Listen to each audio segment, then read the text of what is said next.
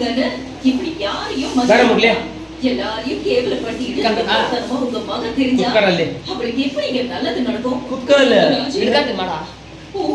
அந்த வார்த்தைய சொல்லாத. நானா எதையும் எடுத்துக்காட்டி சொல்லல. உங்க மகன் நடத்திய வச்சுதான் நடக்க போறத சொல்றேன். இத பாரு, உன்னோட மகன் வாழணும். இப்படி நீ சமைக்க கூடாது.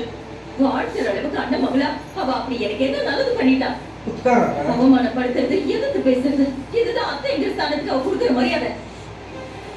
அவனுக்கு தப்பாம பிறந்திருக்கா. அவரை விட அதிக மண்டகடம் இவளுக்கு இருக்கு. முதல்ல அதை ஏற்றி வைக்க சொல்லுங்க. அப்பதான் அவன் லைஃப் நல்லா இருக்கும். ஐயோ ராஜி, அண்ணிங்கிற உரிமையில இப்ப நான் உங்ககிட்ட பேச வரல. ஆதரிக்க புருஷங்கிற துணை இல்லாம யாருக்காவது பிடிச்சா என் பொண்ணோட நிச்சயம் சொன்ன தெரியாத தனியானா தடுமாறி நிக்கிறேன். நீ எத்தனையோ குடும்பங்களை வாழ வச்சிருக்க. உன் புண்ணியத்தால நிச்சயத்தையும் நடத்தி கொடுமா. நீ மனசு வச்சனா கண்டிப்பா இந்த நிச்சயதார்த்தம் இங்கே நடக்கும். எப்படியாவது ஊர்க்காரங்களும் சமாதானப்படுத்தி பையனோட நிச்சயத்தை நடத்த பாரு. உனக்கு புண்ணியமா போகும் ராஜி.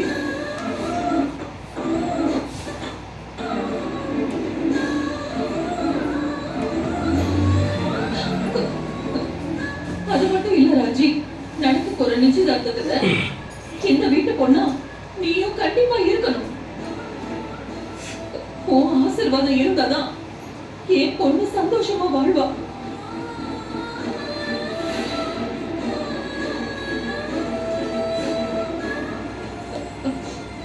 கையில் கொஞ்சம் கோபக்காரிதான், ஆனா கெட்டவ இல்லம்மா.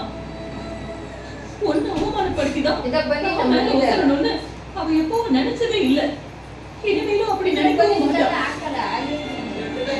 என்னோட வளர்ப்புல தப்பு இல்ல ராஜி.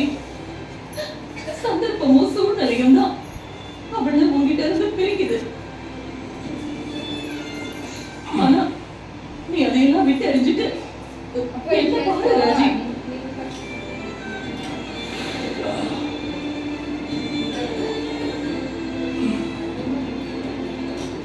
எனக்காக கையில மன்னிச்சிரு.